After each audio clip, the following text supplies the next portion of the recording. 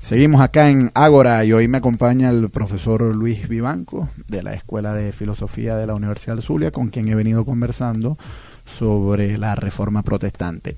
En el segmento anterior usted nos estaba haciendo un abrebocas sobre cómo fue que empezó esto de la Reforma Protestante y nos comentaba sobre la indignación que Lutero sentía por la venta de indulgencias. Y yo en particular digo que pudo haber sido muy indignante, pero gracias a ella tenemos la catedral de la Basílica de San Pedro. Así que gracias al Papa, creo que era Alejandro VI el que promovió todas esas ventas de indulgencias, y gracias a esa depravación económica y moral tenemos ese gran monumento allá en Roma, ¿no? Sí. ¿Qué hace Lutero frente a esta indignación? ¿Cómo responde? Bueno, él va a hacer un informe sobre esto a la orden y le van a... ahorita no recuerdo si fue que le dieron, vamos a decir, carta libre, le dieron permiso para que difundiera estas ideas, o más bien le dijeron que no. El asunto es que pocos días después de él clavó las famosas 95 tesis en la catedral de Wittenberg, ¿no? En las puertas de la catedral. Y no eran 95, por cierto. Hoy en día, cuando uno va a Wittenberg, puede llevarse de souvenir que las imprimen, así como cuando va a los aleros le imprimen cosas como poesías y tal en una imprenta. Allá también imprimen con las letras góticas. Eran 87 las que estaban allí, pero él escribió 95. Todas se pueden resumir en más o menos lo que hemos dicho antes, ¿no? Que nadie puede pagar los pecados de otros, que eso no está sentado en las Escrituras, y que lo único que salva son los méritos de Cristo, las gracias que da Cristo cuando uno se entrega de corazón a Él, etc. Claro, esa teoría ahí estaba muy en esbozo todavía, estaba muy in nuce. Él la fue poco a poco desarrollando, porque a partir de eso empezaron a haber disputas, discusiones entre los monjes y ataques y querellas, etcétera. Y el Papa le llegaron noticias de esto, pero pensó que eran peleas de monjes, no se metió en esto, no le interesó participar.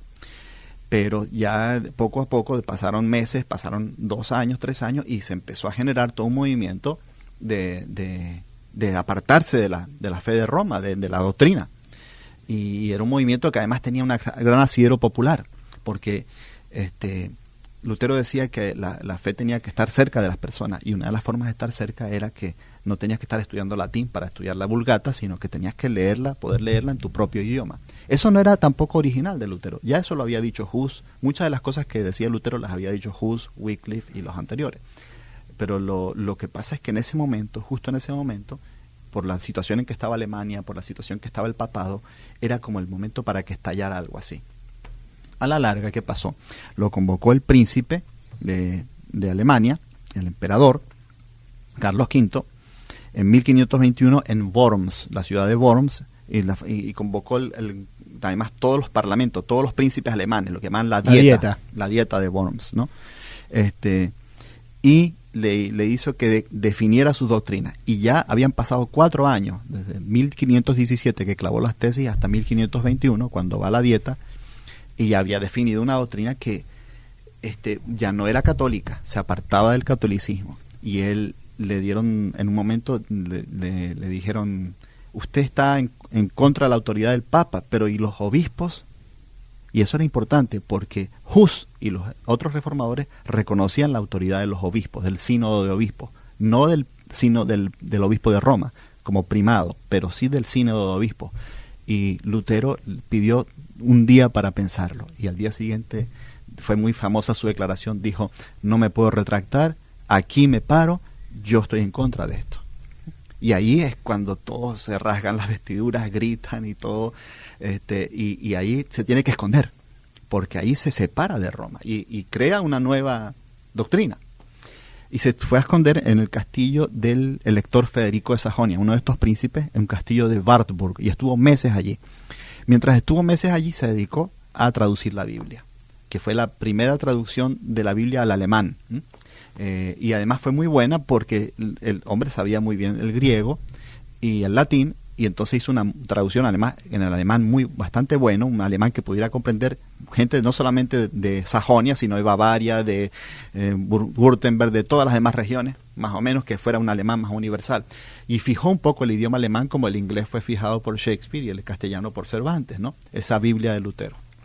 Todo esto tiene un corolario político. a diferencia de los intentos de reforma de Hus o de Wycliffe, que realmente no prosperaron y no llevaron a cabo impulsos para rebeliones, etcétera, la de Lutero sí. Y los príncipes le ofrecieron protección. Sí. ¿Cuáles fueron las implicaciones políticas de este movimiento de Lutero? Bueno, había 7 electores en Alemania. 3 de ellos eran arzobispos, 4 eran príncipes, ¿no? Príncipes seculares. Estos estaban bastante divididos sobre este monje. No sabían si este monje en realidad traía algo nuevo, pero cuando vieron que tenía mucho asidero popular, también dijeron, vamos con cuidado aquí, ¿no? Porque había unos que trataron de matarlo, otros lo protegieron, o sea que estaba muy dividido políticamente entre los poderosos. Pero sí hubo varios elementos o factores que le favorecieron. Lutero dijo que la iglesia no podía tener, vamos a decir, propiedades como Estado. No había un Estado eclesiástico. Y eso significaba, por ejemplo, para los príncipes alemanes, que podían expropiar, una palabra muy de moda en este país, ¿no? Que podían expropiar las propiedades de la iglesia. Monasterios, haciendas, granjas, etcétera. Aquí la iglesia poseía mucho en Alemania de eso. De hecho, como hemos dicho antes, 3 príncipes eran arzobispos, 3 príncipes gobernantes.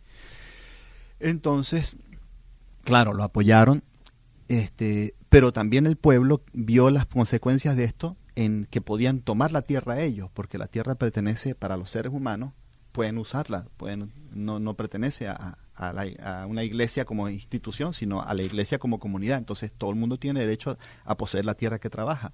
Y hubo movimientos campesinos de ocupar las tierras, ¿no? De tomar eso de una manera un poco socialista, vamos a decir. Y Lutero eso lo reprobó. Dijo que los campesinos debían someterse a sus señores, que las autoridades estaban puestas por Dios, las autoridades civiles, seculares, ¿no? Que no había autoridades religiosas, había autoridades seculares, pero que estaban allí por voluntad de Dios, tomando una vieja tradición paulina, pues, ¿no? de las cartas de San Pablo. Y dio permiso, vamos a decir, dio carta blanca a los príncipes para que reprimieran las revueltas, que eran de seguidores de él, que se llamaban anabaptistas, pero que eran más radicales que Lutero. Y eso a Lutero le desagradó mucho. Lutero, aunque empezó esta revuelta, hubo muchos movimientos que se adhirieron a él, se aferraron a sus doctrinas, pero en realidad iban más lejos que él. Y él desaprobó eso también. Claro, y doctrinalmente pudo haber sido muy radical Lutero, pero políticamente es un conservador. Sí, porque no promueve realmente las reformas sociales, etcétera. Lo que realmente promueve son reformas doctrinales. Es decir, bueno, hasta ahora hemos creído esto, a partir de ahora debemos creer esto, pero parece que la organización social fue la misma. Sí, básicamente yo no veo mayor cambio en ese aspecto. Él dio importancia a algunos temas, pero él no era ni un gobernador, no era un político, no era un reformador social, era un reformador religioso.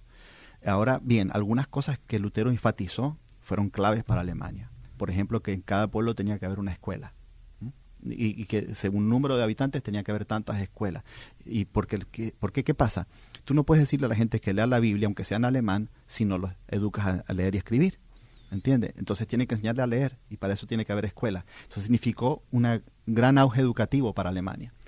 Pero en realidad la parte social la hicieron más, por ejemplo, otros reformadores como Calvino, Zwinglio, Knox. En Suiza, por ejemplo, la Suiza de Calvino era terrible, en lo social era terriblemente represiva. No podías reírte en un domingo. No, de hecho, un contingente de esos grupos fueron a Escocia y de ahí vinieron y luego a Inglaterra y de ahí vinieron los puritanos a Estados Unidos, lo cual tiene un fuerte influjo calvinista. Estados Unidos, que fue fundado por puritanos, bueno, por lo menos esa es la tradición más firme que hay. Los puritanos tienen un fuerte influjo calvinista y toda esa represión en la vida moral, etcétera, pues quizás no viene de ahí. Sí. Vamos a ir a escuchar un tema musical, Luis, pero quisiéramos que al regreso nos comentaras un poco sobre el acontecer histórico de la otra gran figura de la Reforma Protestante, que fue Juan Calvino. Ajá. Converso con Luis Vivanco de la Escuela de Filosofía de la Universidad del Zulia. El tema que nos ocupa hoy acá en Ágora es la Reforma Protestante, su historia y sus implicaciones en el presente.